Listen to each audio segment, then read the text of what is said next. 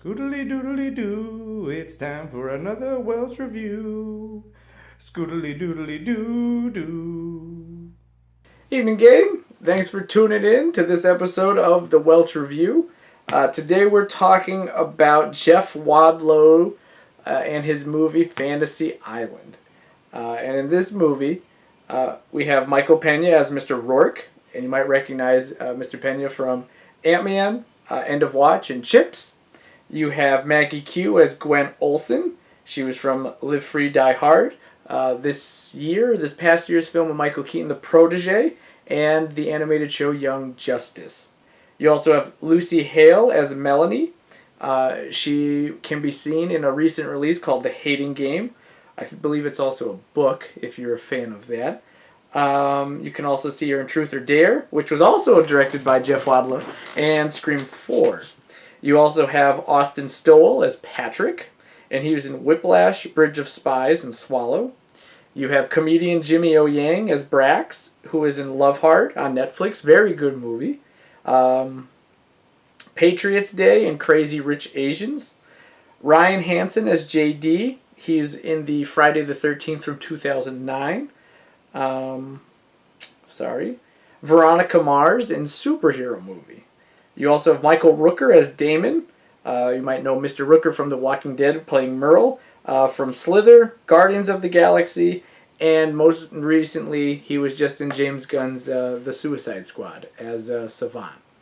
Then you also have Mike Vogel as Lieutenant Sullivan, and Mike Vogel was in Cloverfield, She's Out of My League, and The Help. And then you have Kim Coates, who played Devilface, or he played Tig in Sons of Anarchy. He was in Open Range, and he is on the Netflix show Bad Blood about the mob in Canada, which seems worth checking out. Then you have Parisa Fitzhenley as Julia, and she was in My Spy, Jessica Jones, and Luke Cage. And it's based on the TV show Fantasy Island that was created by Gene Levette, and it was written by Jeff Wadlow, Christopher Roach, and Jillian Jacobs. And they all worked on Truth or Dare. Jeff Wadlow also wrote the Vin Diesel film Bloodshot and Kick-Ass 2. And Christopher Roach wrote the film Nonstop, which starred Liam Neeson.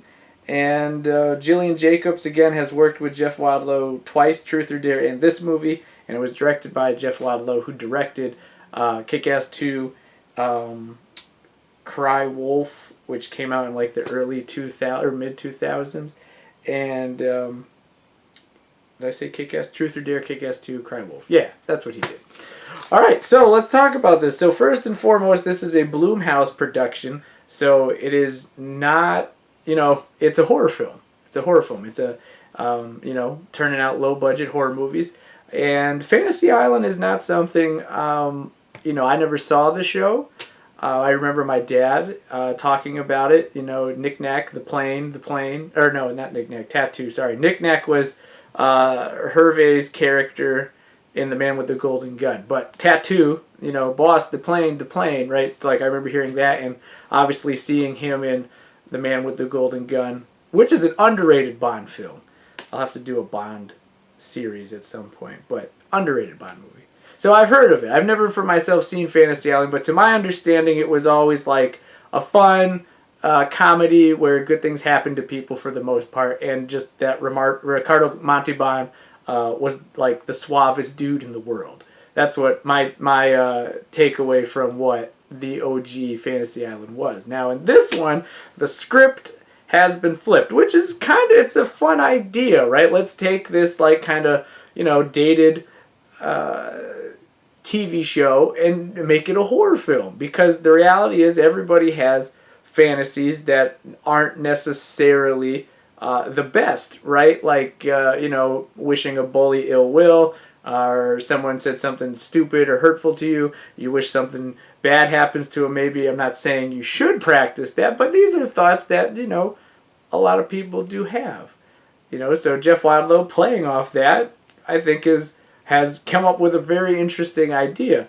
Now, the film itself is I don't like the idea of destroying people's work or or being like, oh, that sucks, or whatever. I know we have done that on this channel, talking about Old, which was not the best film. Hopefully we weren't too harsh. This movie is cheesy, to say the least. It's a cheesy film. It's fun. You don't have to think too hard, which is nice from time to time. And, everyone in the movie looked like they had a fun time. So I imagined it was kind of like, yeah, we're going to do this. We're going to have some fun. We'll see what happens, as an experiment. So I guess it's commendable very much for that.